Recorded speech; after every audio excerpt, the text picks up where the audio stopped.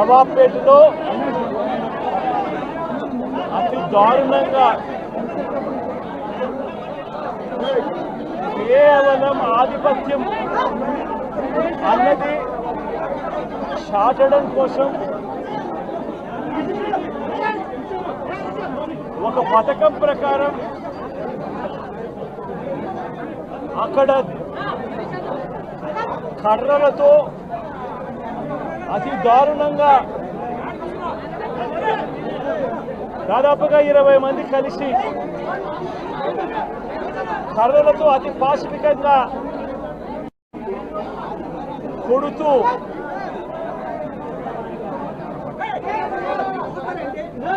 చివరికి హాస్పిటలైజ్ అయి తీవ్రమైన దెబ్బలతో వాళ్ళు హాస్పిటల్లో ఉంటే ఏం సాధిస్తా ఉన్నారు చంద్రబాబు నాయుడు గారిని అడుగుతా ఉన్నాను. మీరు చేసే ఈ కిరాతకాలు, ఈ దారుణాలు వాళ్ళ ప్రజలు ఏమన్నా భయపడతారు అనుకుంటున్నారా? ఎవరు భయపడరు. ఇది ఇంకా కోపంగా మారుతుంది. ఇది ఇంకా కోపంగా మారి చంద్రబాబు నాయుడు గారిని, తెలుగుదేశం పార్టీని రెండింటినీ కూడా బంగాళాఖాతంలో కలిపే పరిస్థితులు కూడా దారితీస్తాయి. మామూలుగా ఒక కొత్త ప్రభుత్వం వస్తే ఆ ప్రభుత్వం మీద వ్యతిరేకత రావడానికి కాస్త కూస్త టైం పడుతుంది. కానీ మొట్టమొదటిసారిగా చూస్తూ ఉన్నాం చంద్రబాబు నాయుడు గారి మీద వ్యతిరేకత అన్నది చాలా ఫాస్ట్గా పెరిగిపోతూ ఉంది. నిజంగా ముఖ్యమంత్రిగా ఉన్న వ్యక్తి గవర్నెన్స్ మీద ఫోకస్ పెట్టాల్సింది పోయి ఏం చేస్తా ఉన్నాడు అన్నది ఒక్కసారి తనను తాను ప్రశ్నించుకోవాలి అని అడుగుతా ఉన్నా. ఈరోజు రైతులకు సంబంధించి వ్యవసాయం పూర్తిగా ముమ్మరంగా సాగుతా ఉన్న పరిస్థితుల్లో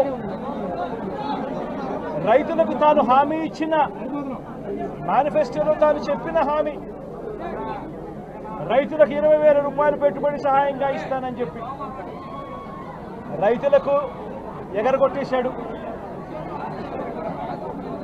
ఇవ్వాల్సిన రైతు భరోసా సొమ్మును కూడా ఇవ్వకుండా, ఎక్కువ చేసి ఇస్తానన్న రైతు భరోసా సొమ్మును కూడా ఇవ్వకుండా రైతులకు మోసం చేశాడు. పిల్లలు బడులకు పోతా ఉన్నారు. ఎంతమంది పిల్లలు బడులకు పోతా ఉన్నారు అన్నది అందరికీ తెలిసిన లెక్కలే. ప్రతి సచివాలయంలోనూ ఎంప్లాయీస్ ఉన్నారు,